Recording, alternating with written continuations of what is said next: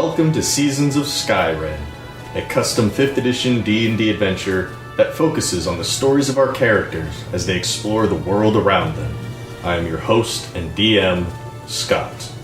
Hi, my name is Shannon. I play Arannis Grey, or Grey the Great, to my fans. I am a half-elf bard. Hi, my name is Chris. I play Vale the Changeling Rogue, sometimes known as Kara Frostfall or Lord Carver Golddagger III. Hi, my name is Nate. I play Darvin Grimm, the Human Monk. Thank you for joining us. Please enjoy this chapter in Seasons of Skyrend.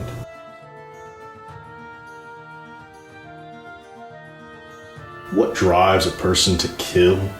Animals often have the benefit of the doubt in this regard, but people get no such luxury. The latter count themselves better, but you would be hard-pressed to find an animal killing for money, power, or religion. It's not impossible, but it would be difficult. Not that Darvin or Vale burden themselves with such philosophical endeavors. They hold their reasons to be true enough.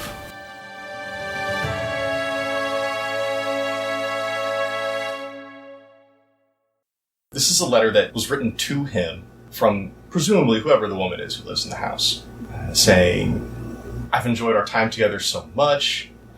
I can't believe that we've been able to find each other and find such happiness, and looking forward to spending the rest of their lives together. Okay. Really sappy stuff. And it is signed, Labruska. I recognize that name. Oh, yeah, she's the lady whose execution we oversaw. Yeah, that halfling woman. And we're gonna go to Arannis. I feel like I'm trying to put some pieces together here. What's up, Arannis? What's Chris up? is finishing up his liquid lunch. He's Cool. ready to go. Cool. I'm hanging with him. He's gonna give Beth and Aster, real big hugs. They're real friendly. They blush at his farewell. I won't be presumptuous and just say it was Beth Astor. It was very nice to meet you. Mm-hmm. Because I'm not an a-hole. We'll see. Quince is leaving. Oh, I'm gonna You're go free to do whatever I'm you gonna go want. with him because I want to check out his shop. Sure. That was one of the things I wanted to do in town that I'm only just remembering. So, Yeah, that's since why I I've clearly was got real- some time. I was real surprised when you said you wanted to go to the bar and not to his shop. Because I forgot Oh, that was but- a thing I wanted to do. You follow him into his shop, and hanging up on the walls are a number of instruments. Let's see, there are small drums, tambourines, flutes, panpipes, and behind the main counter there are shelves and shelves of sheet music and music books. He welcomes you in. He sets his keytar down on the counter on the side. This is my shop. I've been running it for years. Some of these instruments were made here in the city. Some were traded by passers-by. If you're interested in any new music, or if you've got anything to trade, just let me know. There's some really good ditties back here. You can get a real good sound off of those panpipes. I actually wonder, and this is like a DM question rather than a character question. Like, do I need to worry about replacing the strings on my lute? Is that a No. thing I need to worry about? Okay. Unless something happens where your lute breaks, Well, then I need to where something replace breaks it, the whole thing, Yeah. right? or where somebody purposefully cuts one of your strings. No, you don't need to just buy strings, Like extra and strings picks and or have anything. them Just around. no. Okay. If you play a really bad song, one of them might snap. Because I suck. But we'll hope that doesn't happen. Yeah. No. Basic upkeep. It's not like I'm going to make Darvin over there get a whetstone and sharpen his sword. Oh, fair enough. Yeah. All right. I guess I'll take a look at some of the music or the instruments hanging on the wall. I mean, that's pretty much the whole shop, right? But Yeah, he's also got probably some flyers up from shows that he's done or other people have come through and done, just names on it and little drawings of instruments and people rocking out on them. Yeah, you can give me a perception check if you want to take a closer look at anything in particular. I'll take a look at the sheet music. That's Sure. right there. Yeah, that's a 24. Do you speak Elvish? I do! Okay. Because I'm half-elf. You're looking through, and a lot of it seems to be local music, standards, folk songs. But with that, you do see, among the other music books, an older one that has an Elvish name written down the spine, which directly translated would probably say, influencing songs of the Elven Masters. Interesting. A more, strict, not strict, if you were to translate it for someone else, like Darvin or Vale, you probably wouldn't give them the literal translation. You'd probably read this to them as Elven Power Ballads of the Fourth Age. Oh my god, that sounds awesome. I might have to have this piece of music. Yes, Or these please. pieces of music. I might have to make this happen. Quince. Sir. Yes, Gray the Great, I believe it was. I saw your name up on the board. Can't wait. Well, I hope I live up to your expectations, sir. Sure, you'll be great.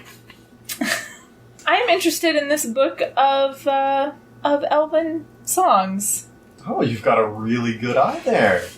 Now, this is... Songs of my half-people. Oh, yeah, this is actually a really rare book. Traded a really fine guitar for this. Probably a good 500-600 years old. Wow. Everything in here is for sale, of course. Yeah, I don't have a whole lot in trade. I have money. Money's always good. Money's always Okay. good. I play for money. I don't play for trade. That's fair, neither do I. Unless it's ale. In which case, then there's negotiating to be done. So, offhand, being that it's old and rare, and how much would you charge for something like that? And this is still in really fine condition. Straight money, probably 50 gold. That'd be a little out of my price range. Maybe put it back. Now, there's certainly ways around money, of course. Like what? You're performing tonight, right? Yeah. You're gonna earn a little bit of money there. True. Hopefully. If you let me play with you, might be able to knock off a little bit. How much is a little bit? Might be able to give you half off if we have a particularly good jam session.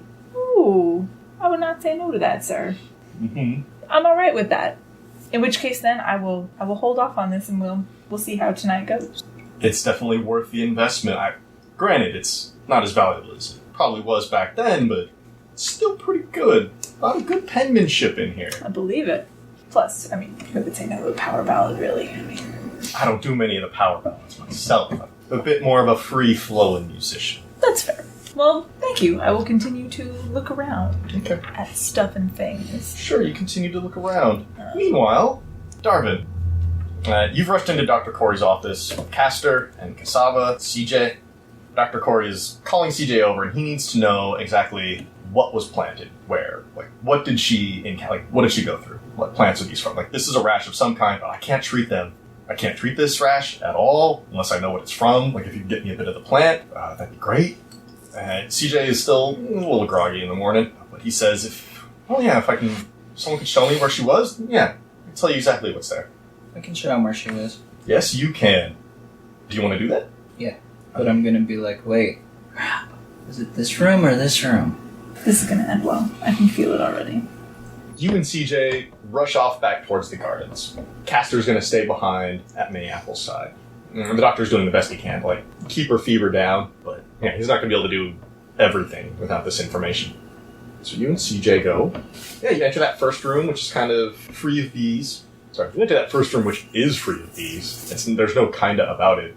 Is out of rotation right now. And yeah, you're there with the paths to the left and to the right. So, I know that it wasn't this room because there's no bees here, right? Right. Oh, but there's also a plant. There's plants everywhere, but you know she Okay. was found in the chamber to the right-hand side. Okay. Right now you're in the first one. Okay. So there's one to the right and there's one to the left. So I'm gonna be like, it was this one. The one you're in right now. Yeah. Roll deception. He's going to take a look around. I'm not trying to look certain, I'm trying to look like I changed my mind half a second later. But you think it was this one? Yeah. Maybe it was this one? Oh my gosh. Yeah. Okay. Yeah, crit. That's a 19. You rolled a 20. He's looking around. I don't see where she was. She was stung by bees, right? Are you sure it was this one? This doesn't feel right, but he's deferring to you right now. Oh, wait. Maybe it was that one. Which one? The one that I know it was. The one on the right? Yeah. Okay, so you're going to lead him to the correct spot now? Yeah. Okay. On the other way first. Wait, there's another way? There's the left hand. There's there's- like three. There are rooms. 3 chambers. Here. I thought there were 2. Well, there are 2 chambers with bees Okay. set up in a triangle fashion. Okay. The first one that you come to, it's in progress. They're replanting some flowers, recultivating some of the earth, cleaning out some of the old beehives. And then beyond that, there are 2, which are to the left and to the right, where the bees actively are. Okay. So You went to the left, Castor went to the right. He found her in the chamber to the right. The chamber to the left did not have anybody in it. okay. But bees. There were lots and lots of bees. I'll take him to the chamber to the left then. Okay. Say it was this one. Alright, you're sure this time? Okay, fine, let's go. And he rushes in. Show me where she was. Where'd you find her? I point to where-ish she would have been if it had been in this one. Okay. Is there any, like, mirrorness? Oh yeah, they're set up very similarly because they cycle the bees in and out and the planting, so there's a sun orb in the center of each of these rooms, and there's a path leading up to it from both entranceways. And he looks around. I was like, well, yeah, she could have got stung here. And he's looking at the plants, and he's like, oh, these are just like field flowers, really. I guess she could be allergic. I don't know. I'm not a doctor, but you called the blunt. I'm not a fucking doctor. So, all right, grab one of like every plant you can see, like right around here in the center of the room. Just like on the off chance that one of these is the right one. Okay. So he just starts like pulling flowers from just a bunch of different ones, and he's asking you like catch the other half. I'll pull one at each, too. Okay. All right. This is it, right? How long does that take? A couple of minutes, maybe. Damn. No, this isn't like you're wasting enough time to get her killed.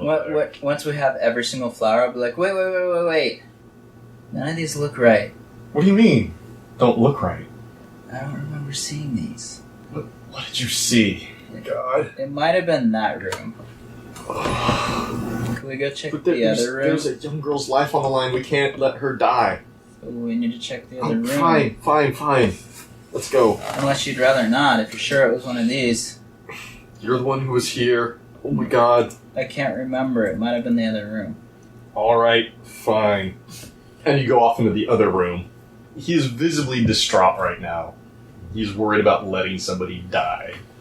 And he's going to take a look around. Oh, where are you saying she was found over here? In that same spot? Yeah. Okay. He's going to take a look around. I can't tell it all. Where do you know any more about than just here in the middle? Oh, these rooms all look the same. I can't even remember if it was this room. Liana, save me. Fine. Get more plants. Just start grabbing. And he starts grabbing more flowers and stuff. Are you going to help? Yeah. Alright, well this is a lot, but let's go. It's gotta be one of these, right? Right? It has to be, yeah. Okay. And he rushes with you back to Dr. Corey's. You, CJ, and Dr. Corey. Castor is there. He's still very, very concerned. Kasaba is pacing outside. And you go in with an armful of plants. And CJ sets them down on Dr. Corey's desk. We're not sure which one it was. It was one of these. Dr. Corey looks at him, and he just runs his hand over his face. Just, oh my God. Time is a factor here, people. And you bring me a bouquet. Alright, Castor, you were there, right? Does any of these look familiar? I'm gonna ask the boyfriend. And he's able to rule out some of them, just like, no, it definitely wasn't blue or purple or pink flowers. It was like one of these other ones. It was like a yellow, white, orangish flower color. So it kind of helps rule out some of the ones you brought. And the doctor says, okay, that's a good start, fine. Alright, let me take a look at these. CJ, give me the names of these. You know which ones these are, right? He says, yeah, let me go grab the ledger. I'll be right back. CJ heads out. What are you doing? The doctor is going over all these plants, trying to figure out, like, if it is one of these, what do I need to do? He's like kind of sniffing them and kind of rubbing between his fingers, giving a little taste. I'm going to buy my time for a bit, see if I have another chance to help care for the patient. It's you, the doctor, and Castor in the room right now. The doctor's doing everything he can. Castor is a little emotional. He doesn't want to see his girlfriend die. Vale, where did you say you were? I'm in the house at this point. Okay. I'm in the bedroom. We're at, like, under the bed, in the closet, Well, on the I bed. wanted to check the other nightstand, and then I would have been waiting in the closet. Okay, yeah, you didn't find anything particularly of note in the So other yeah, nightstand. now I'm... Oh, is there like a coat in here? I'm not looking for something that's going to fit me well, just that I can put over my clothing, because I'm expecting this to get bloody, and I don't want to stain what I'm wearing. Everything in here is halfling-sized. Yeah. He's a halfling, so is his wife. Sorry, so was his wife. Whoops. Then yeah, I'm just hanging out. Just hanging out in the closet. Hanging out in the closet. Unfortunately for you, his ledger of planting locations is back over in the gardens in one of those buildings. So as he rushes away to go get that, you are sitting there in silence, twiddling your thumbs. Waiting. Hey, half assassination is waiting for the opportunity. And it's probably 10-15 minutes before CJ comes back with his book of planting. And he starts flipping through and he names off the specific plants that are on the table in an effort to help the doctor. Dr. Corey starts grinding some of them up in a mortar and pestle. Just individual, not together. In an attempt to make basically a lot of cures at once, or treatments at least, hopefully. And he's going through and he's grinding them up and like setting them down, going to the next one, grinding it up and setting it down. He's kind of got his eyes off of the patient this time. Still in the same room. But is there anything you want to do now? He's like working on some remedies. She's still there. She's got a very high fever, a little bit of the shakes, definitely sweating, still just a rash everywhere. I'm gonna look around. Is there anything I could... I don't know, this is hard. I can't, like, murder her in front of them. It's up to you. But, like, what are you looking for? Anything I could, like, slip into my pocket and then use to aid her when they're not looking? Like, Aid her. nothing stabby because... I was gonna say, he's got surgical equipment, like, for knives and needles and Right, threads, but obviously. But it would have to look like... Mhm. I want it to look like it was related to what... Okay, roll a medicine check. As you glance around, he's got jars and salves and liquids and all sorts of stuff. It's a 4. As you're looking, you realize he's put the medical and the chemical names on all of these jars and just don't know what any of them are. None of them are like, good time sleepy potion or whatever. It's all like, oh, floral phosphate of blah blah blah. And just like, I have no idea what that does. Yeah, there's lots of stuff on the shelves to take. You don't know what they would do. I guess I could grab something at random. Yeah. Okay, I'm gonna grab a random vial. What are you going to do with this random vial? I'm gonna wait until, if I have a chance alone. Like, unless you do something to get them to leave. They're not leaving the room. Not alone, but, subtly. Okay. If I can sneakily slip her the Dr. Corey is definitely busy with his medications. It's really only Castor that's paying her direct attention. I want to try and find a way to tell Castor, to trick Castor into thinking the doctor said to give her this random vial I grabbed. Without actually saying it, so I'm not accountable for it. He is. That would take some convincing.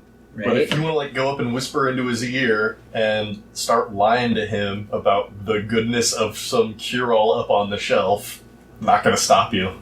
Yeah, maybe the doctor's holding out on us. Maybe. Maybe something on the shelf would help her. Look at all this medicine he's got already made. But I don't know the first thing about medicine. I'm just a hunter. I don't do this. As he's looking around the room, like I wouldn't even know where to begin. Yeah, some of it might be good. He just kind of looks at you like, if you know anything to help my poor Mayapple.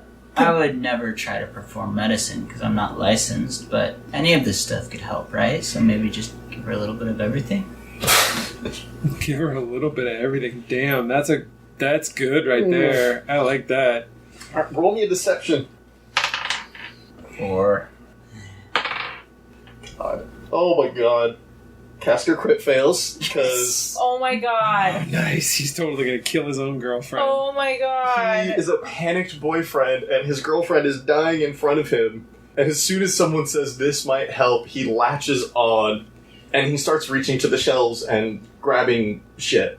And he doesn't know what to do with any of this stuff. Like, the right way to use any of it. So some of it he's opening up and he starts kind of rubbing it on her forehead. A couple he's pouring in her mouth and seeing if she'll drink it. Oh god, what did he grab? I hate you, Darvin. Oh shit. You are taking advantage of a grief-stricken man. You're so lucky I'm not there right now. I know. I would slap the shit out of you. I think from now on I'll try and do these missions solo because you're not good for them. I'm good for the people you're around. Yeah.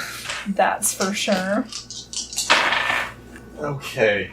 He starts doing this, and you can see whatever it is he rubbed on her forehead, it starts to change color. Her skin's looking a little reddish-orange now, all across her face, more than flushed, like almost dyed skin.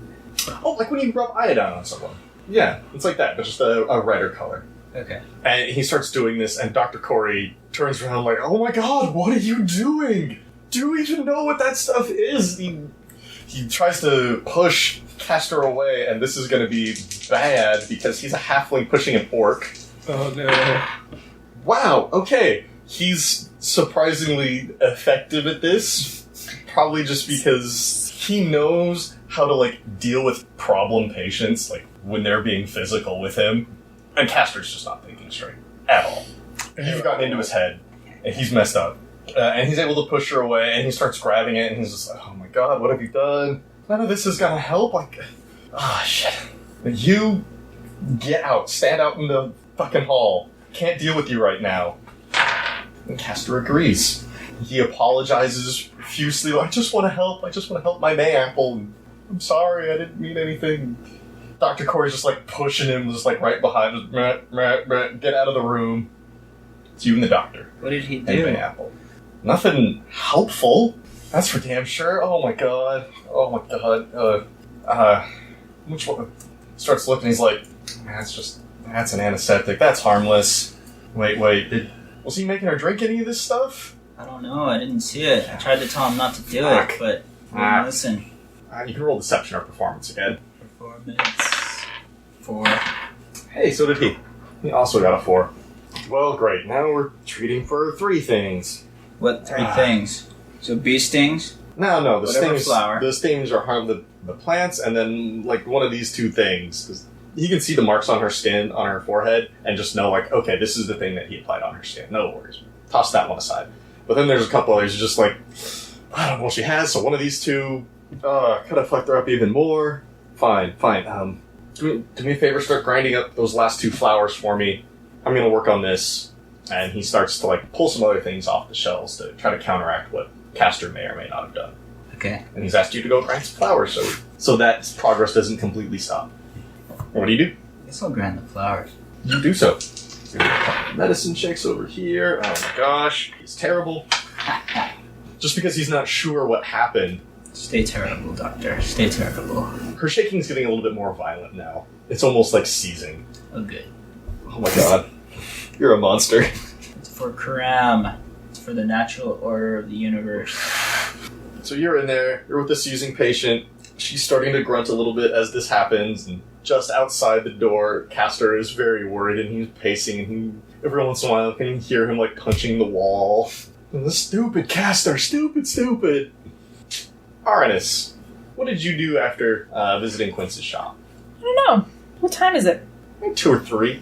Just probably go wandering around. See if there's, like, other shops to look into. Oh yeah, there's plenty of shops. why not? Just as a refresher here, there are let's see, shops.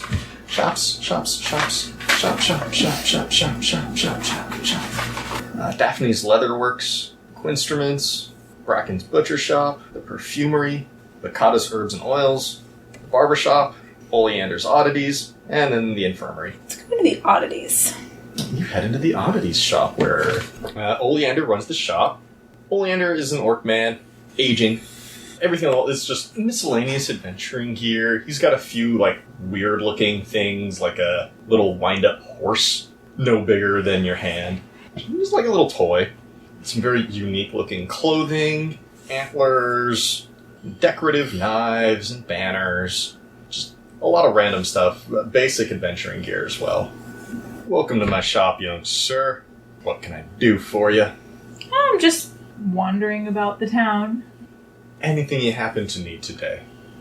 Well, now that you mention it, I don't know if this is something that you sell. I see you have some random adventuring gear, folks on the road. Do you happen to sell bolts for crossbows? I'm sure I could dig some up. Find yourself out hunting a lot? We're in the service right now of a trader, so occasionally we meet things along the road that are less than friendly. Less than friendly. If that's not a euphemism. Oh, I know how that is. My dad used to go out and hunt all the time. He came back one time, had a big old hunk of his hide ripped right out from his buttocks. My goodness! But That is was he all right? I mean, he needed a cushion to sit down, but yeah, he's... Arannis is not laughing at this man. I just want to I want to point that out and be very clear. I mean, Wow. you'd think such a bite would be a little bit ugly, but you don't expect the smell. Do you need a pillow for sitting? No, I don't. I have both butt cheeks firmly intact. He kind of like peeks around the side. Yeah, you do. Thank you. I mean, I just noticed that you aren't missing any Part flesh of your there. posterior. Parts. Yes, I'm whole, as it were. So, yeah, crossbow bolts. If you've got them, I'll just take a look around.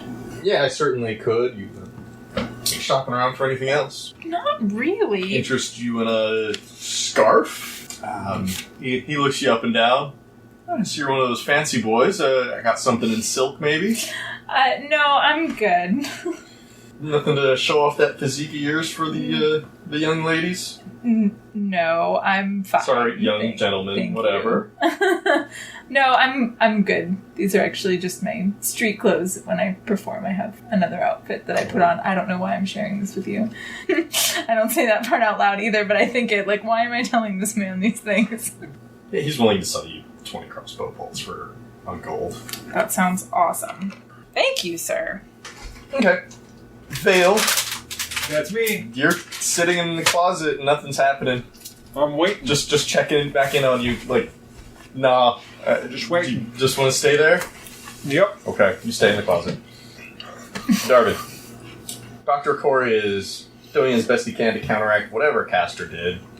Stupid boy. And you're grinding up some flowers for him, yes? Yeah. Apparently very slowly. After he's done what he thinks he can do to address Castor's interference, he's going to start gathering up the ground up flowers and vegetation that the two of you have been handling. Alright, thanks for your help. Since it looks like you did a good job. Right? You did a good job, or...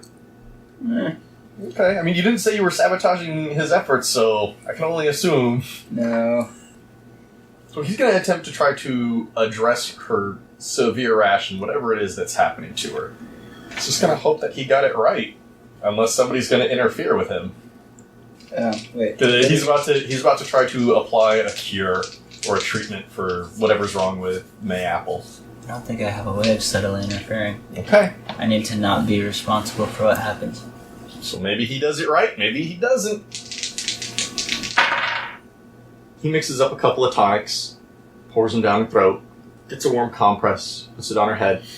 She's still passed out. The shaking goes down a little bit, and he turns and looks at you and says, well, not gonna know if it worked until the morning. Oh no.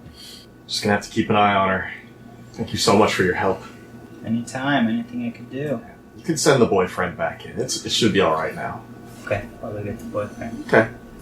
You gonna go back in, or are you done here? No, I'll go back in. Okay. Castor is very apologetic.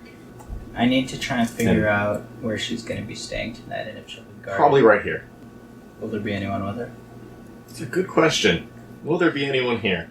So Castor's gonna ask if he can stay. Okay. But Dr. Corey, having seen how much he fucked up before, is a little suspicious. Not that Castor's gonna do anything purposely wrong, but just Right. Just Just that he might try to help again. panicked helpers are of no fucking use. He tells Castor, I'll send for you first thing in the morning, come back, but just go get some rest. Get out of here. Go on. And Castor goes over to Mayapple, whispers into her ear a little bit, gives her a hug and a peck on the cheek before leaving. Is this room locked? Not at the moment. But I assume it Oh does yeah, lock. you can definitely assume this locks. He's got all of his medical supplies in here, so you can probably assume that after hours he does lock the doors. Dr. Corey's going to wash up his hands, clean up some of his equipment, set it aside. He's going to write a few things down about the patient. Can I tamper with the lock so it doesn't work when he's not looking? You could try. You want to tamper with it from the inside or the outside? Inside. Like, Okay. something simple, maybe even like a sheet of paper here so it doesn't Like a latch. piece of tape over the... That's latch. exactly what I was going to say, because I don't think tape exists in this universe. But It doesn't, but you could probably rig something up with a little bit of time. just something you wouldn't notice me doing. Sure. He kind of organizes some things. And, all right, I'm gonna go grab a couple of things from the back. Just don't touch anything. I won't. And he goes into the other room, and you can hear him fumbling around through drawers and stuff. So if you want to try something, yeah, you've got an opportunity. Yeah. And since you were helpful, he's gonna trust you here alone in his in his office. I'm just gonna try the, equivalent of a piece of tape. That's great. Give me I want to say sleight of hand check. Yeah, give me a sleight of hand here to mess with the lock in a way that's not going to appear obvious. 22. You're able to get like a couple of tiny instruments off of his desk and a piece of bandage and go over there and kind of mess with the lock a little bit. You open the door a little bit and close it, open it up again, and like, okay, you think you got it. Nice. Pretty sure like the door's going to be open for you for a while. And as you're putting that stuff away and making yourself look totally innocent, he comes back in and he's got a small towel wiping his forehead. Busier day than I was hoping for. My goodness. Usually it's just a cold or upset stomachs, but geez. I hope she does alright. I hope she does too. This is a rough one. I'm sorry, Doc. Mm-hmm. Is there anything else I can do? No, it's just time now. Either she's going to get better by morning or not. I just gotta hope I got the right treatment. I'm sure you did. I have faith in you. You're a gifted healer. Thanks, son. I suppose I should get out of your way now. He goes and sits in his chair and he opens up a drawer at the bottom of his desk and pulls out a little glass bottle, little cup, pours himself a drink, tosses it back. Rough day. As he lays it out, Cassava is still pacing back and forth. Castor was useless. He was a blathering idiot. But, I mean, you know how. And he looks at you and he's like, you know how those young love-struck guys can be? Yeah. Is she gonna be okay? Doc doesn't know. I hope so. I feel like this is all my fault. Should have been watching. Because it was your plant? My bees. Well, She was in there and... it's just... sounds like it wasn't the bees that... If you're a beekeeper, someone gets stung by your bees, you feel a little guilty. Someone died by getting stung by a bee. Well, today, no one will have died by getting stung Hopefully by a not tomorrow either. Don't be too hard on yourself. It's not your fault. We'll see. She'll get better. I have a good feeling. Alright, fine. I'm just gonna walk off. Me too. I'm going back to my room. You go back to your room? You're done for the night? Well, for now. For now. Okay. The plan is to get up to like 3 Yeah, I think or 4 in the morning and check on her. So, Arannis, the dinner crowd is starting to arrive. Your friend's not showing up. Oh, don't worry. Don't worry. Don't start asking about me. Why would I do that? Just hang out. Nobody here knows you. I'm not that much of an idiot. Well, I ordered myself some dinner. Okay, yeah, sure. You have a nice salad. Pretty hearty. Good Cool. croutons on there. Love a good crouton. As you're halfway through your dinner, Samudio and Sniffins come in. He orders himself up a drink and he goes off to schmooze and gives you a little wave. Giveaway, yeah. Sniffins comes up and, he says hello Hey, buddy. in a doggy way. Hey, buddy. And he just starts wandering around the crowd. If you've ever seen a dog at a bar, that's exactly what he's doing. exactly. So you're in the bar. It is dinner time. Vale's not showing up. Whatever. I hate the powder. And the opening act is getting up on the stage. This is not Quince. This is just someone with a pair of drums, very much like bongos. So it's a little bit more energetic. It's a little less on the jazz side, but it's good. I mean, it's a nice little warm-up. People are enjoying it. What are you doing? I listen. Clap when appropriate. Other than that, nothing really. Okay. Just hanging out. We're going to move some things forward then, since you're just going to hang out. Quince will take the stage with his guitar, and when he plays it, it sounds like a grand piano. Nice. And he plays it very bluesy style. Nice. So people are into it, people are drinking, they're having a good time. He's got 3 pints of ale up on a little table up there next to him. Every once in a while, in the middle of songs or in between songs, he'll reach over and take a drink. He can play with one hand when he has to. Crowd's loving it. Meanwhile, Vale, roll perception. Crit. You hear the front door open, and you hear a single set of footsteps enter in, and just the loudest song. Fucking day. What a day. And he's kind of putzing around down in his living room in the kitchen. Just his after work unwind, like it's been a hard day. Alright. The plan is if he opens the cabinet, I rush him. If he doesn't open the cabinet, then I wait till he's asleep and I come out and I'm like, wait, are you in a cabinet or are you in a closet? I was in the closet. That's Okay. right, yeah. So CJ heads into his room. He gets changed. He's pulling out clothes. He's throwing some into the corner. Doesn't even sound like he threw it into a basket or anything. Just like threw some shit on the corner, in the floor. On the floor, in the corner. Prepositions are important. Yeah. And he changes out of his shoes into a different pair. Just because the ones he wears in the gardens are dirty and probably smell a little bit, just like the plants and stuff. And it seems like he might be getting ready to go back out again. Okay, he's in the room. Mm-hmm. He grabs a brush and he starts going through his hair. Can I tell if, based on kind of the sounds, where he is in the room compared to where I am? It sounds like he's on the opposite side of the bed. Like the opposite wall. Okay, yeah. Like there's the bed in between the two of you. No, I'll keep waiting. Okay. Alright. He gets himself, like, he's dressed up. He's looking a little bit nicer than he usually does. You can hear him, like, try to pep talk himself up a little bit to force a smile onto his face. Deep sighs. Come on, buddy. Come on. Just get that smile on. It's gonna be okay. You can get through this. I feel so bad for this guy. I'm gonna kill him. Alright. Let's go. Chow's a chow. And he walks out. And shortly after, he finds himself in Sweet Williams. He orders himself a big old tall drink. Not of meat. He gets something a lot harder. And he finds an empty spot and sits down and just starts drinking. It's been a rough day for him. It's actually been a rough couple of months for him. And Arannis, you see him. And you recognize him from the drawings. I don't think you've spoken with him yet. Yeah, that's about it. You just recognize him from Captain Thorne's drawings as that sad man. Sad man. You with this. He's drinking. Meanwhile, Quince is up there and he's playing. Everybody's into it. It's a great show. He doesn't need a roll for performance. He does this all the time. I do too, and you still make me roll. That's because you cast spells when you play music. Fine. Boom, he got a 19. Fine. He's a great musician. What do you Duh. Whatever. He's a great song. People are into it. He's got a little tip jar up there. People are going up and dropping coins in. Yeah, maybe could have him give you some lessons. Maybe you can kiss my ass. Maybe you can not try to play with me again, and that would help. Doing you a favor. No, you weren't. You were hurting, not helping. You progressed to the plot, in a way.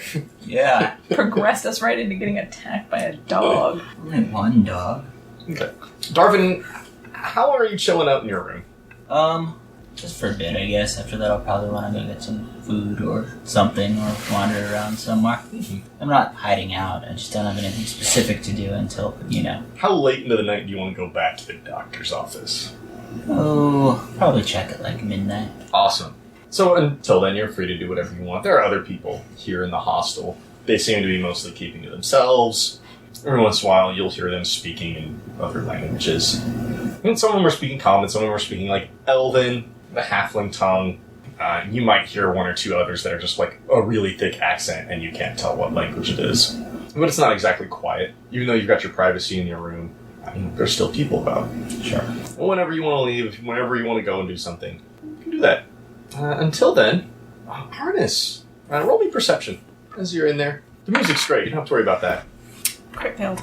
And you're just kind of lost in thought. So you're just entranced by Quince's music. He is exceptionally talented, and you haven't heard anyone this good since you were back in school, and like your mentor was teaching you how to play. And it's rare that you find talent like that out on the road.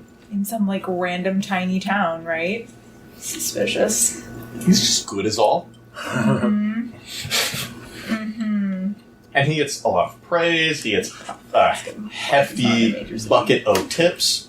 And he announced that he's going to take a little break. And in the meantime, Gray the Great will be coming up to perform. All right. People have got some alcohol in them. It's just the way I like them. There are... That's why I wanted the end of the night instead of the beginning of the night. There are romantics getting all lovey-dovey at the tables. There are drunk people screaming for more entertainment. There's a nice old couple sipping brandy or something. And just like, yes, that was quite good. It was quite good. All right, what do you do? It's hard to follow a performance like that. Yeah. I head up on stage and I say, "Hi, I'm the aforementioned Gray the Great." There's a small little like polite clap. First, I want to thank all of you, and especially Sweet William, for being so welcoming. As you've noticed, you don't know me, so I'm new here in town. But I found this town to be quite friendly, and I'm so... This is the greatest cutaway ever. Meanwhile, my friends are trying to murder you all.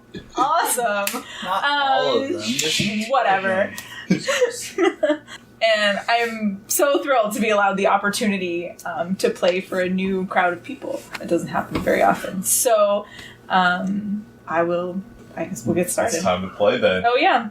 You know what that means. That means I have... It's time to roll some performance. That means I have to Aha! I got an 18. What's this first set sound like? Like, what type of music we going for? Usually I play a couple of, or depending on the crowd, I'll play one or two, like, warm-up songs, so they kind of get attuned to, like, this is what I do, right? Because, obviously, my style is very different from Quince's. And then she busts out with Bohemian Rhapsody. Right, and then I play something that's, like, super fun, and will get people kind of energized, or repeats a lot so they can sing along. So the first set is building up the energy. Oh, yeah. It's an escalation here. Oh, Good. yeah. I love it so much. Because that's what I do. And if they're already drunk, it's so much easier. People will get more drunk as the night goes on, but there are certainly a lot of people who are already like, good. They're in that good spot. You play, and it's going very well. And, alright, do another performance check. Oh, man. This is soundtrack time right here. Even better. I got a 21. What's the feel of this set? Or rather a 20. That's a 20, not a 21. I can't add. It's Sweet Caroline in a Boston bar is what this set is right now. Pretty much. It's kind of keeping that energy going. I probably bring it down for one number, play something a little slower, but not too slow so that all the drunk people fall asleep, because that would be bad. All right. But so in my head, I'm thinking like road trip music right now. Yeah. Is that close? Oh yeah, that'll do. Okay. Yeah, it's something that people can kind of get into, dance around if they feel like it, or do some really solid chair dancing. Oh no, some people will get up and dance. Oh yeah. And there's some nice, good energy going through, and like I'm used to playing parties, so it can be heard outside of Sweet Williams. There's a light echo of it up and down the tunnels around the area. As this music's playing, Darvin has emerged from his room and now has some fat beats to go kill someone. Yes. Alright. Well, not that fat. Not with the PH. Sorry. I don't work with a beatboxer. All loot. I'm picturing half-orc beatboxer. But I'm all loot. Too legit to coot. Loot life. What? Too legit to quit? I don't know. I had a thought there and it didn't work. Ignore all this over here. We're doing really well with our words today, guys. Alright. Darvin. Oh, look. It is about midnight now. And you can be assured that all of the shops are closed. Really, only places to get drinks and foods would be open. Probably the shrines or churches or whatever. Like, if you wanted to go pray in the middle of the night, yeah, they wouldn't turn you away. But most everybody is either out doing stuff or in home bed. Pray my own way. So, would you like to go pay this young Mayapple a visit? Yep. Alright. I'm kind of gonna sneak because I don't really want to be seen. Give me stealth with advantage. It is late at night. It is not crowded. And there's a nice sound emanating from one of the tunnels in the direction of Sweet Williams. 23. You are unnoticed as you make your way through and find yourself in front of Dr. Corey's office. Okay. Try the door. Give me another stealth. 24. You soundlessly push the door open, finding that your previous sabotage was indeed effective. Yes. I check on the patient. Oh, I closed the door first. Okay. She is still asleep, unconscious, passed out, whatever. But alive. On that medical table. Dr. Corey appears to be slumped over in his chair, probably asleep. The bottle is still on his desk. Can I tell if she's alive? If you go up there and check on her, yeah? Yeah, I'm gonna check. Medicine? Oh, yeah, go do a medicine check. 5. You kind of put your hand on her wrist, and then on her neck, and you just aren't sure, so you lean in real close and get your ear like right up to her nose, almost like lying down on her head. And you hear very, very faint breathing as you're like almost on top of her. Okay. Real shallow. Here's a plan. Real gently and quietly, and, stealthily so the doctor doesn't notice or wake up. I'm going to try to smother her with a pillow. You're gonna go Othello on her, huh? Alright. Well, I figure it'll look like she just died from shock of all this stuff. You take a quick look around, and the only pillow you can see is the one under her head. So you will need a sleight of hand check to pull that out without making any noise. Okay. Oh, 5. man, smooth. You pull it out, and there's a noticeable thud as her head falls back and hits the table. Dr. Corey, This is going better than I could possibly imagine. you can hear him grumbling a little bit, possibly waking up. Not yet, but just the first stages of being roused. Like when you poke a drunk person. I'll just try to smother her with the pillow then. Take this pillow, hold it down, on her face, and she's passed out. It's not like she's gonna like wake up and fight, but her body is gonna have a natural reaction to loss of air. So give me a stealth check. This is basically you controlling her and yourself to not like flop around And wake up the doctor. and like cause extra noise. 19. Good. You hold the pillow over her for a minute or so. She never really moves all that much. There's a little bit of a struggle.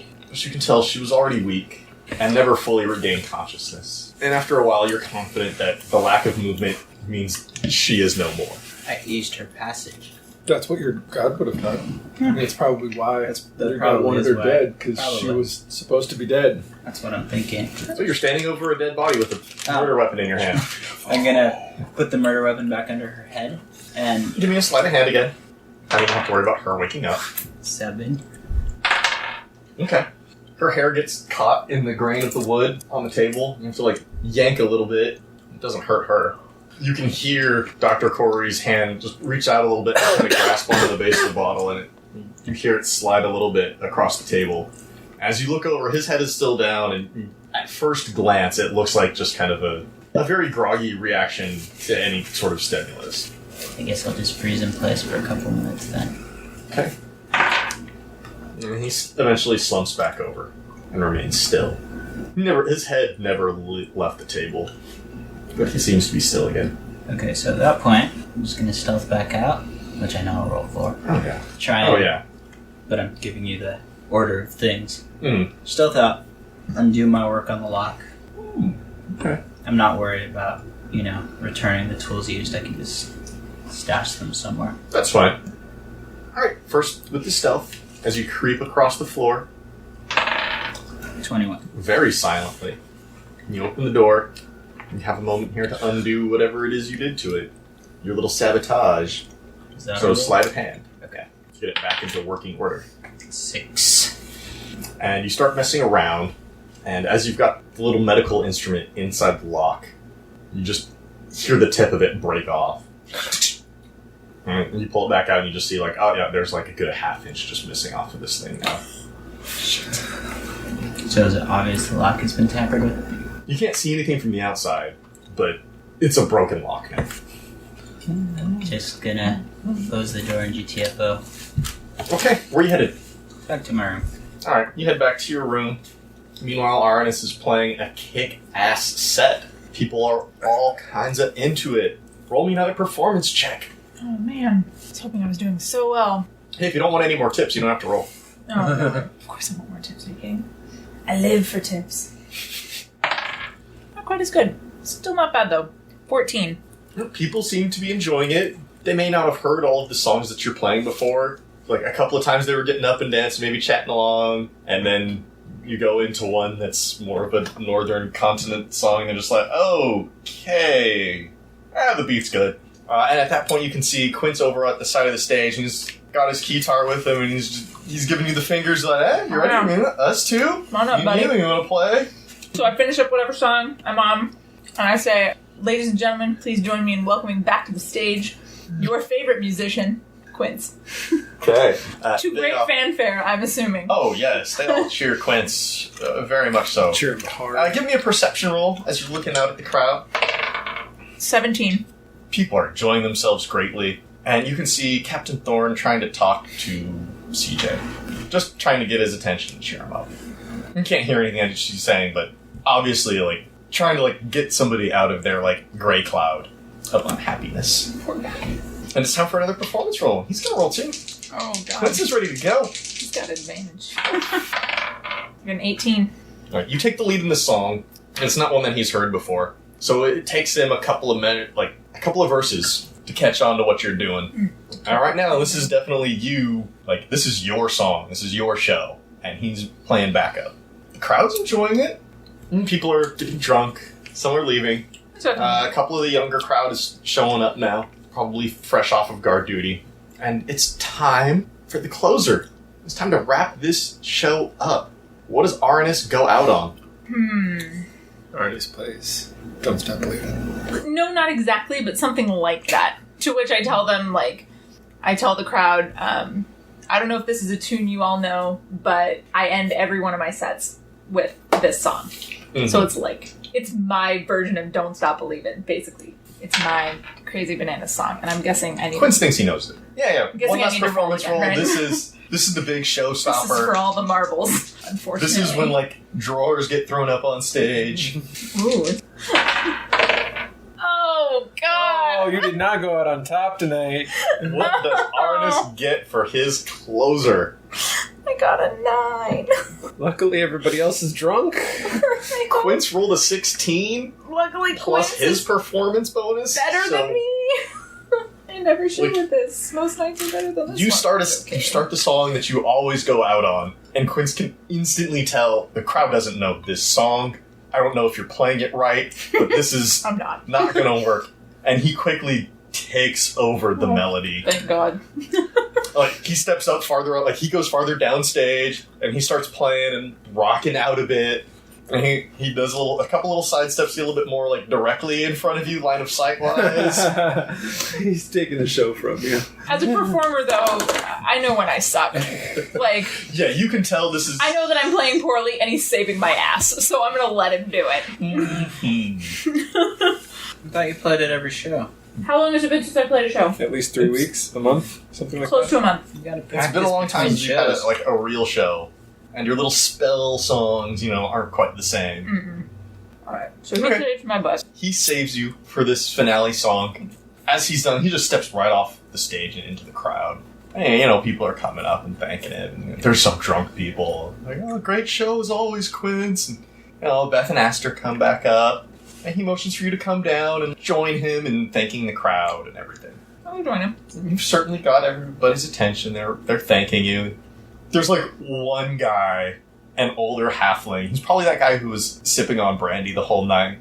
Don't worry, man. You'll get there someday. You've got talent. I can see it in you. But everybody else is just good show. This was fun. It was different. Can I just say thank you, sir, to that guy? I know he doesn't mean to be insulting. Maybe he does. Well, even if he does, there's no point in me, getting into it with this guy. Not if we're here tomorrow and I want to come back and play again. Yes, William would let you perform again. Despite my disastrous final song. That's alright. And the rest of the show was good. Closing the deal's a little bit harder for some folk than others. It's also late at night. I'm starting to wonder where my buddy was. Yeah, you noticed neither of your buddies came back in. Well, I wasn't expecting him. Yeah, but still, Darvin never showed up. Where are you headed after the end of the night? Probably collect my tips and grab one more drink from the bar and then head back to the room. You got 9 silver and a gold. Yes. Right. Quinn says that was fun. We should jam some more, maybe get used to how each other play a little bit. Yeah. And then we'll do this again, a little bit more. Really great. Hey, if I'm around tomorrow, I'm going to put myself on the schedule. So, I don't know what our schedule is here. So, okay. I have to play it by ear. The bar's closing down. Vale. It is so late in the night. Roll me a Constitution saving throw. What? Dude, you've been sitting there all day. 14. You can feel your legs starting to go to sleep. It's been quiet, so you had some time to get up and jump around a little bit and keep it from going totally numb. And it's a little after 2. Holy crap. Yeah, this is what happens when you say I want to stay in the closet till the dude comes home. Roll perception. I got a crit fail. Nice. And you can hear the front door open and close. Obviously, someone's here. And it's pretty quiet, as far as you can tell, until you hear the bedroom door open. Someone, presumably, walks in. What do you do? Gonna wait. I'm just gonna jump out when he's hanging out and wait a little while and make sure I've got an idea if he's asleep or not. Okay. Roll perception again. It's a 4. And you hear some mumbling as you're sitting there waiting in the closet. It's been a really long day. The hours are starting to get to you. And your body's still awake, but you've been in here all day. It's been almost completely dark. And it's just kind of hard to focus in. And you hear some mumbling, and you hear some footsteps, and you hear some drawers being opened and closed. But the mumbling continues on for a while, a good 20, 25 minutes, as you're sitting in there waiting. And eventually it turns to shouting. And eventually you hear this halfling man just kind of shout in exasperation, frustration, whatever. He's not feeling good about something. He says it's It's my right to grieve if I want to. Just give me time. Get out. And the door slams. And there's a slight squeak as it sits on the edge of the bed. And you can hear crying from the other side of the door. I'm gonna ease his pain. It's a mercy kill. I'm still waiting. I'm not coming out. Once movement stops, I'll still wait another 20, 30 minutes. Alright. What do you do at that point? I want to quietly open the door. Alright. Roll stealth. A 15. You push it open fairly quietly, and you see this halfling man, still dressed and just curled up at the foot of the bed, pass out. It looks like he just kind of like cried himself to sleep. This is my target? As far as you know. This is the guy that I believe is my target. Yes. Okay. This is the address that you believe you should be going to find Cortland Fortenberry. This is the person who came in and fell asleep on the one bed in the house. By all rights, this is the person. Unless you want to go like through his wallet or through family photos. Is he lying on his side, on his back, on his stomach? On his side. He's curled up in the fetal position. Okay. And yeah, he fell asleep crying.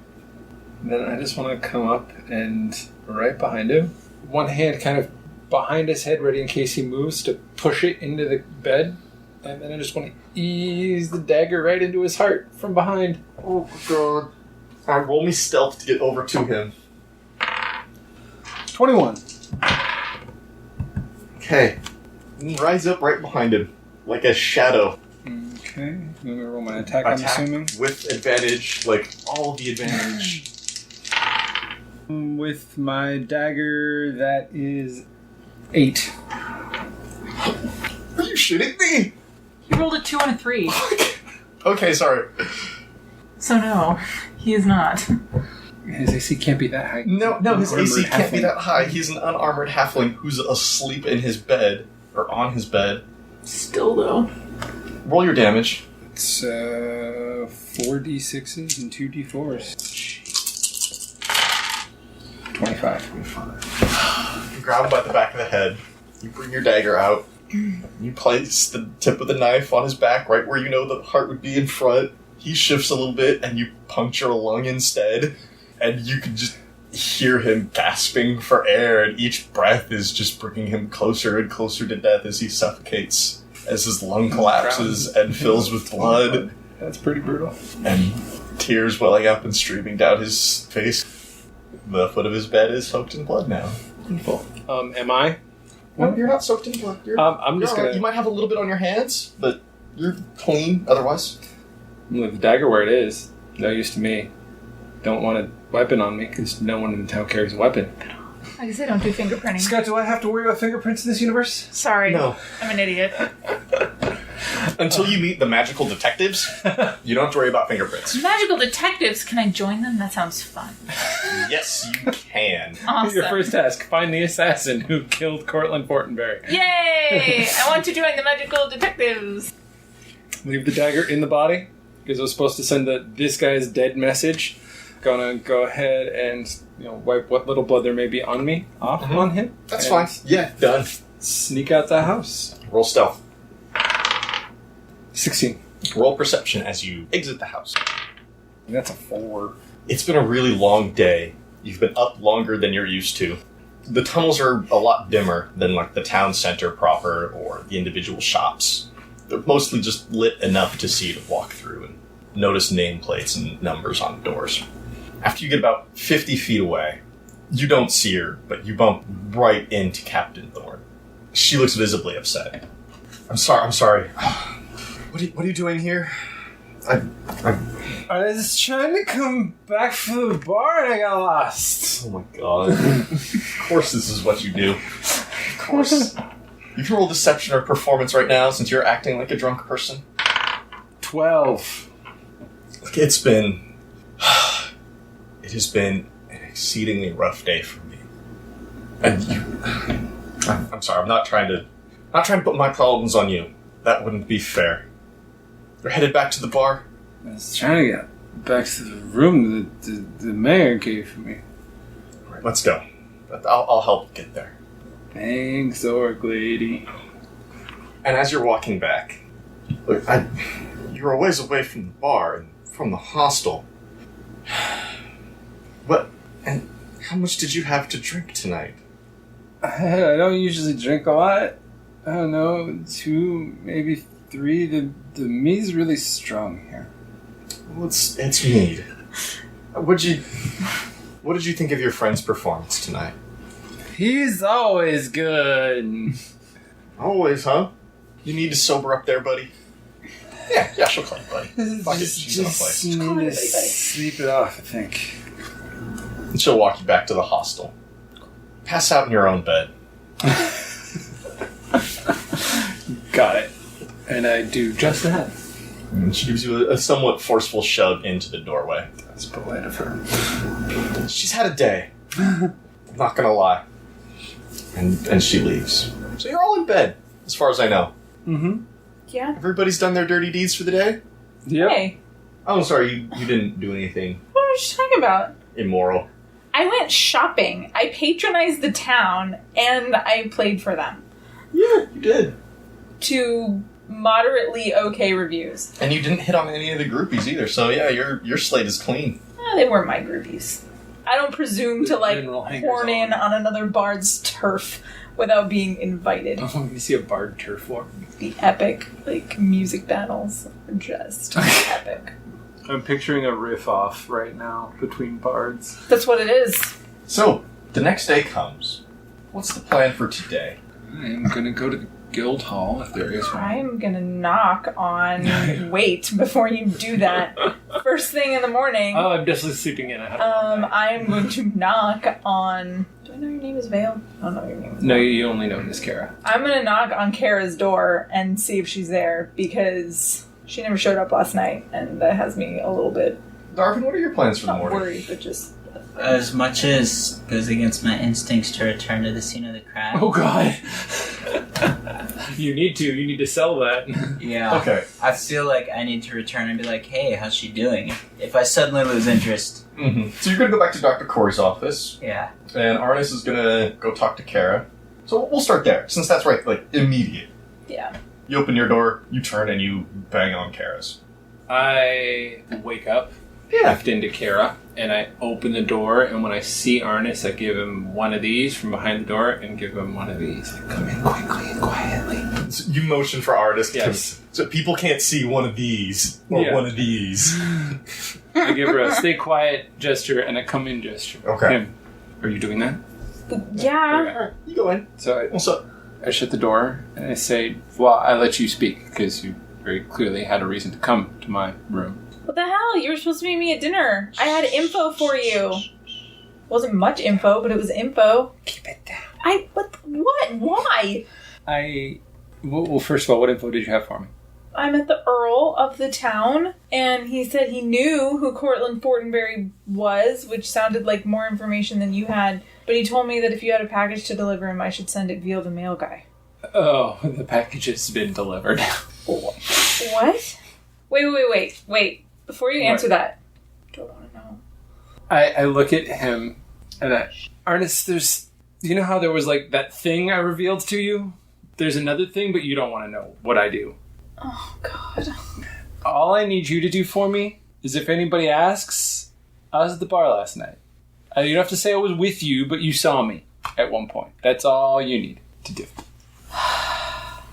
Is this a lie that could potentially get me in a lot of trouble? All you're doing is you say, when you were on stage, you saw me in the back of the bar drinking up a storm.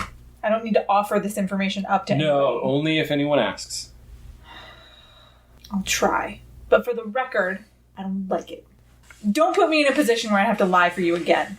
We've all done things for each other since we started running together. This is just one thing you have to potentially maybe do for me at some point. But it's about something that I don't want to know about, and that scares me. Do you know what Darvin does?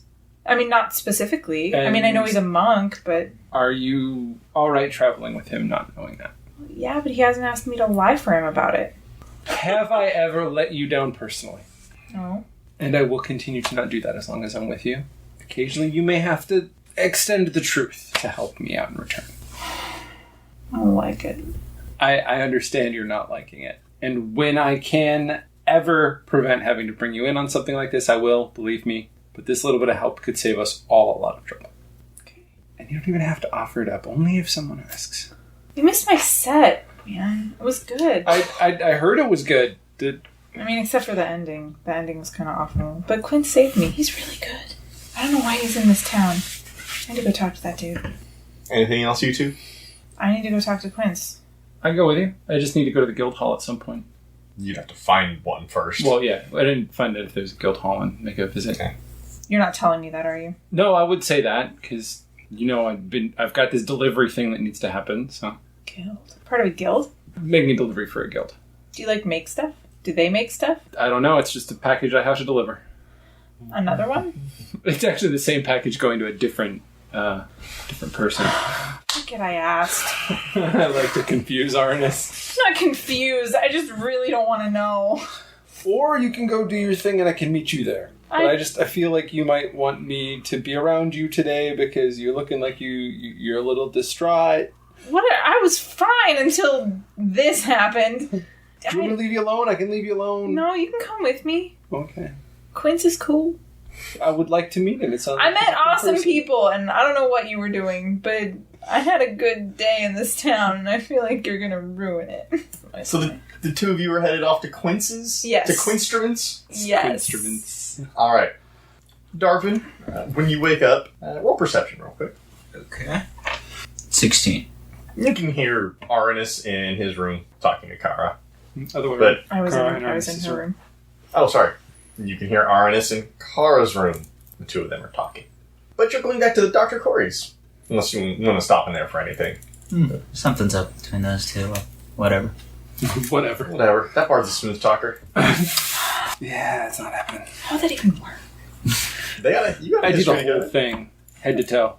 Oh. No, don't worry. It works. we worked that out, actually. Oh. A series of emails about how changelings reproduce. Oh my god. Why is this not surprising? I have to go. It's important to comes know out. how things reproduce. It is. And if gender is even important to them. Not that much, as it turns out. No, it's not. But you're going back to Dr. Corey's. You make your way there. No problem. You knock on the door to Dr. Corey's office, and he will open it up and let you in. Come on in, Dr. Corey. What's up, Oh, my head.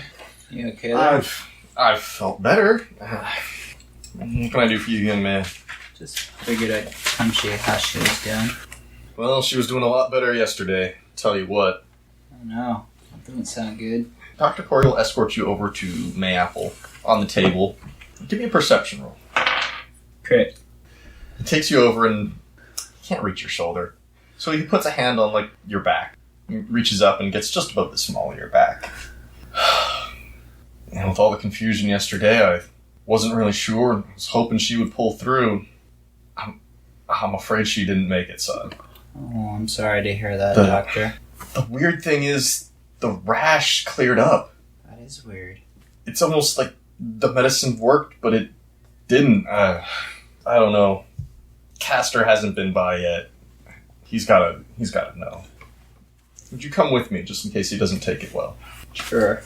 So the two of you exit Dr. Corey's office, head over towards Castor's residence, and when Castor finally opens the door, he's still in the same clothes as yesterday. He looks like a fucking mess.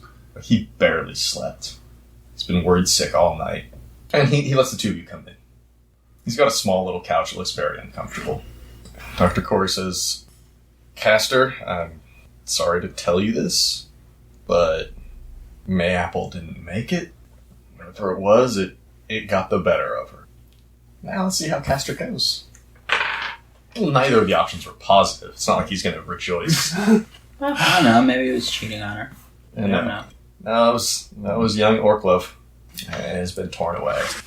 He falls onto his knees, and he cries, and he rips his shirt open. Hogan style. Not quite. Real. There's no orcomaniacs out in the audience.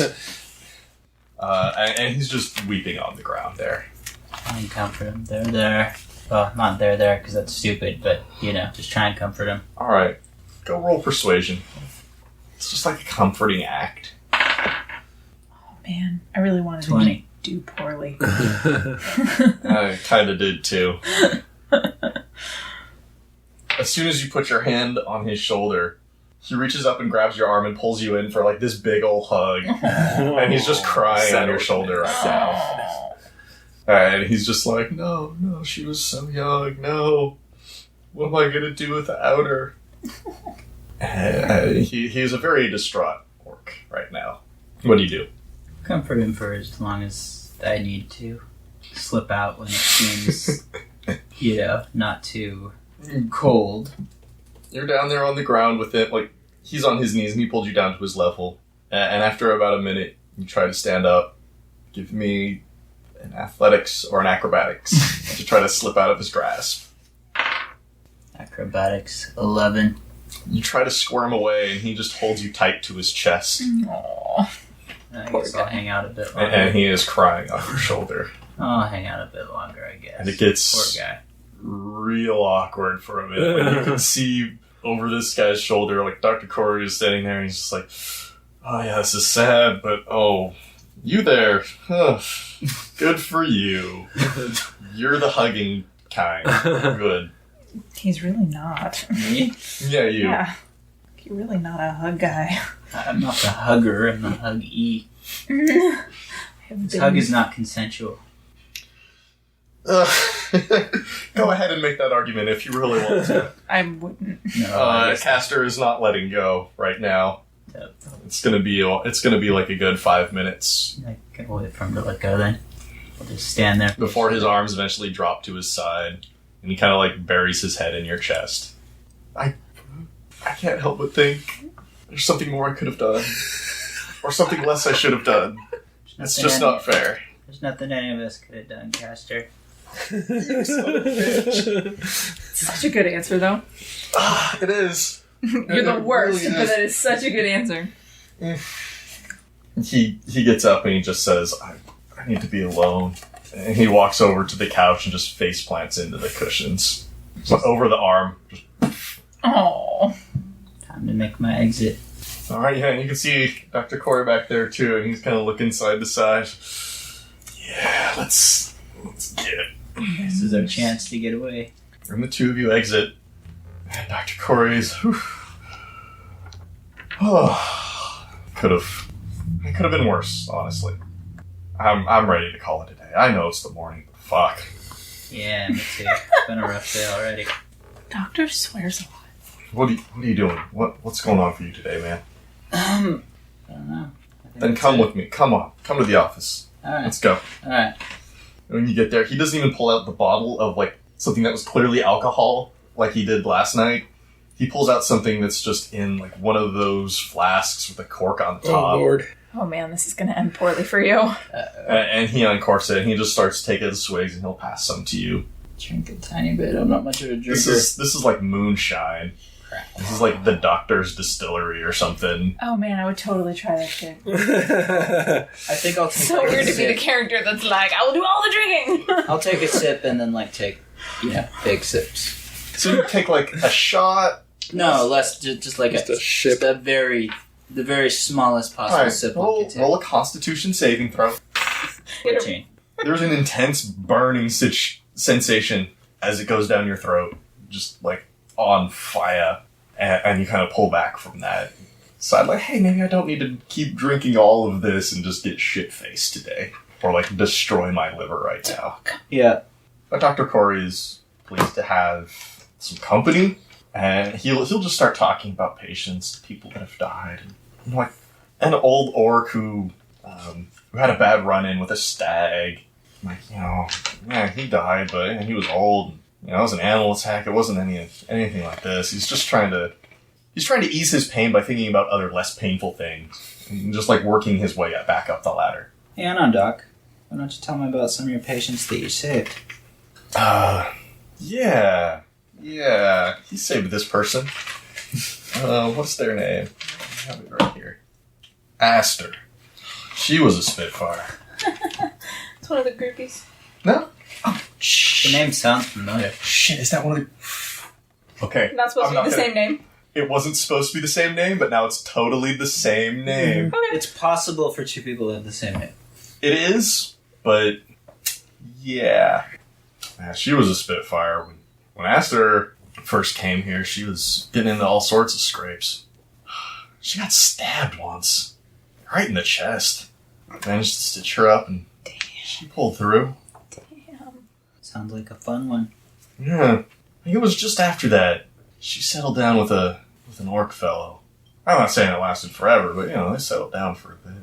They had a nice little family for a while. Good kid. Good kid. Don't know if she'll ever come back. But good kid. Where'd they go? Oh no, she's still here. The Aster's still here. Oh, if she'll ever come back. The kid, Oh, where'd the kid go? doing her own adventuring or working something. Couldn't stand being under the snow. I see. I guess it's... I don't pry too much into personal lives. Sure. But it's not for everyone. I could see it can get a little claustrophobic. Yeah, you've done a good job at trying to help lift this guy's spirits. That was nice of you. I'm shocked at how nice that was. Hey, I am not a total asshole. I know. Well, I mean, I'm learning. I'm not an asshole. I am neutral. I have no real desire to cause people pain, other than what I have to do for my gut. Do what you gotta When I do. see someone in pain, if it's someone I'm forming a bond with, then I might try to ease their pain. Okay. The doc is content to spend his entire early morning up until about lunchtime in his office if you want to stay with him. Yeah, sure, I'll hang out. Here's All right. Tails. Arannis and Vale. What's up? Quinstruments. Instruments. And then the guild hall. Nice. We're I'm trying not- to find one. We can ask Quinn. I'll ask Quinn. Yeah. Quince. Quince. I mean, I'm not going to Like the the guild fruit. hall with you. I don't know what it is. I'm not doing that. Alright. You go to Quinstruments. He's there. He's feeling great. He's in a good mood. How's it going, The Great? Good show last night. You can call me Arannis. Quince. Oh, who's your friend? Thanks. This is Kara, one of the other people traveling. Nice to meet you. Your show was very good last night. Oh, really? Were you there? I caught the part of it. Which part? The ending. What'd you think? Well, How it did we wasn't the best Arannis has ever done, but you definitely brought your A game. Mm-hmm. You play anything? No, I'm more of a friend, a hanger on, if you will. Oh, like a roadie. Okay. It's always good to have some roadies. Never hurts. I'm not gonna say I'm the muscle. No, because you certainly don't look it. No. Or any kind of leans in, half whispers, groupie? Rody. Nice. Just had to be sure. So, Quince, you are extremely talented. Thank you. So are you. I mean, I know my own limitations. On my best night, I have never been close to as good as you are. Wow. And that sounds like I'm blowing That sounds smoke like up some your ass. bullshit. I know, it sounds like bullshit. It's not bullshit. I mean, I came from a bard college, and the last person I heard play that well was my mentor. A bard? Did you graduate? Yeah. I Does have a that friend mean- who didn't. Are you in the Virtuosi? It's the name of the Bard Guild. Actually, no, I'm not. That's a shame. I met one once. Oh my goodness, they were fantastic. Fabulous. Blew my ears off almost. Had to regrow a whole new set. Done. I like this guy. I like you, Quince. I like you too. We should hang out all the time. I'm wondering, did you grow up here? Did you come here from somewhere else? I'm wondering why someone with your talents didn't settle in a larger city. Not that this place isn't great. I'm just curious. Born and raised? Huh. Self-taught. Self-taught. That's impressive. Well, I mean, I've got these books I learned from them, but No shit. never went to school. I don't care for school so much. I can't do math for a lick, but... Do you get out of Honey Hollow a lot? No, it's the road's a little too cold for me. I like it better down here. I've been a few places, not a whole lot, but I've been a fair few places. I have never heard somebody play like that who is self-taught. Ever. You have an impressive amount of talent. You flatter me, Arannis. I assure you I do not. I assure you would know if I was bullshitting you. So, that was thing number 1 on my list, was to tell you, oh man, you're impressive. The thing number 2 was to talk to you about that book. Yeah. I will cut you a deal right now if you promise to play with me again tonight. All right. I will do that. It's still 25 gold, I'm just so you know. Oh, yeah. You have 25 gold. Yeah. Okay, I didn't know. He's more than happy to take your money Heck yeah. in exchange for this book and, of course, future music. Like, he enjoys playing. He enjoyed playing with you. You'll do it again. You can get this book and you gonna through that now, or are you gonna chit chat with Quince some more, or are you gonna leave? What's up? I will probably take the book back to the room and start looking over some of these songs, seeing if I can bust one out tonight. In honor of my new good friend, Quince, who sold me this amazing book of counterbalance. What about you, Vale? Vale is going to go searching for a guild hall. Okay. Give me a perception check as you're going through the town. If you're just wandering aimlessly. That is a 7. There's no guild hall to be found. You could go talk to people if you want. You know, find a I don't know, an innocuous looking shop and pop in and just ask them, hey, I was new in town, wondering if you knew if there was a guild hall and if you could point me in the direction of it.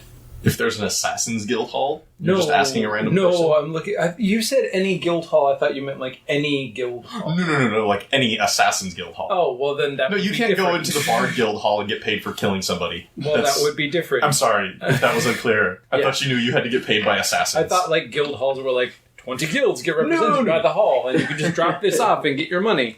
The only place you could find one of those would be in the capital. Got it. Where just everything's in the capital. Like, I'm assuming there's not an Assassin's Guild Hall in this town if they had to send me from another town to this town. You'd be correct. It's not to say there aren't guild folk around. Yeah, You take an hour or so walking through town, and there are no obvious signs that there's any sort of Assassin's Guild Hall. There's no denouement hall here. Yes. Then I am going to head back to the shop that I was in yesterday that provided me the information I needed. Ah, yes, Picadas. Into the herbs and oils. See if I can't, through our conversation, find out if they know if there's a guild representative for the Assassin's Guild in town. You've already met with this person. You've paid them off before. This is not going to be a conversation of subterfuge, misleading, and bribery. This is really basic information that won't get people in trouble in and of itself. Yeah. So Bakata will tell you there's not a hall for the denouement here, and the closest thing to a representative that you can find is there's a middle-aged couple here. They're not on the best terms between themselves, sociable enough, but not like all lovey-dovey anymore.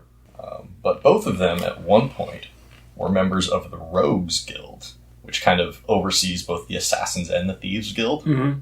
And that one is called Her Unseen Arm. There's an orc man and a halfling woman who are both retired from this guild. I've seen them. You've definitely seen at least one of them. Not that super old couple. Oh, it wasn't the... They're not that old. That were like walking in the... Like the orc with the... Oh, suit yeah, back, I'm sorry, you know? he was super old. No, that guy was really old. Those were like grandpa and grandma age, just Got like, it. oh, they were adorable. Duh. Do you want to see either of them in particular? Not really. I'm just looking for one of them. Okay, which one do you want? Oh, let's go with the orc. Okay, the orc's name is Darnell. Darnel. Good, I had that right. So I'm going to go looking for Darnell. He's not exactly in hiding anymore since he's not active in the guild. Do I find him in the middle of town? Do I find him in a quiet corner somewhere? Where do I find him? Bakata will direct you to his home, where he is up and he has made himself some tea. What fun, I knock on the door. No. He will let you in. He's got a bit of a bald spot going on right now. One of his tusks is missing. And he's still an orc, so he's still big. Oh, yeah, I would assume. Just not super muscular. A little bit thinner. He definitely was like a wily man back in his day. You can still tell. Darnell, Stranger, what can I do for you? I have it on good authority that you and I have something in common. Such as? I currently work in an industry that you once worked in. Ah, nothing wrong with working for the guild. Come on in. All right, I'm going in. So once we get in, Sits you down, he'll offer you a cup of tea. I'll gladly take a cup of tea. I when dealing with guild folk, apply to convention. I do it right. Very professional.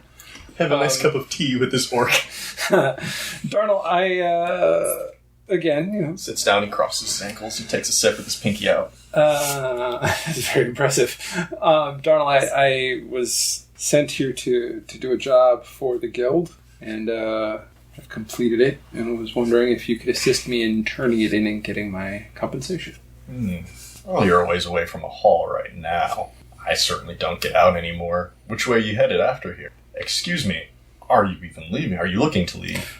Given what I was contracted to do, I don't intend to stay long. It's fair. I understand. It's how it goes in our business. Which way you headed afterwards? Going back up north? Heading to the capital? Heading down south? Heading... We've got the side Hopefully not east, here. but whatever. What's wrong with east? It's a little dangerous. Is that the way we're going? I don't know what direction we're headed. I don't remember either. The dragon? Yeah. That's more to the south. It's a little bit to the east. Alright, so... We have another place we're going with Samudio after this, right? Like, this is just a stopover. Yeah, where are we going with Sam next? It hasn't been decided yet. Okay. That conversation is yet to happen. Oh, okay. Alright, well, we're traveling with the trader Samudio currently. Mm-hmm. And then we have another thing that we're looking into that may take us further south. Oh, yeah, there is a guild to the south. They're a bit of a pain to deal with, though. Elves and all. But they'll certainly play by the rules. Any tips you can give me towards finding the guild hall out there, so I'm not spending a ton of time searching? No, I mean, if you know what to look for, you've seen a guild hall. Yes. I assume you've been in. Yes. Hmm. What town is that hall in? That would be the city of Earl. Earl? walled city of E-A-R-L? Yes, just like the title, just like the name. Wonderful. Darnell, do you know if...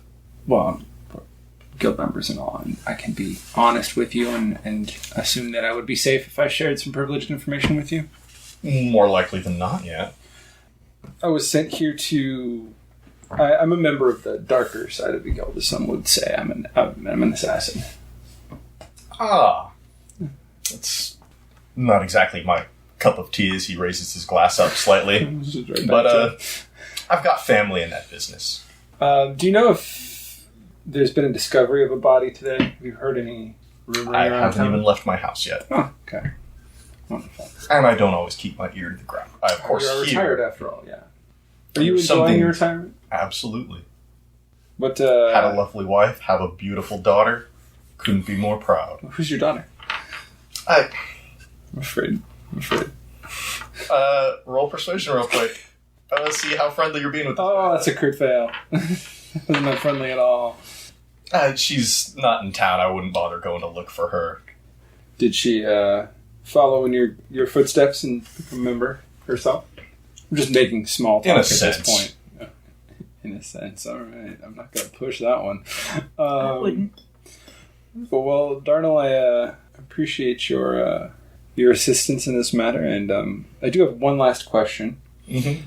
It is traditional of taking note that people, when they enter town, leave their weapons behind. Oh, yes, it's quite safe. Captain Thorne and her team do a good job of keeping the dangers out.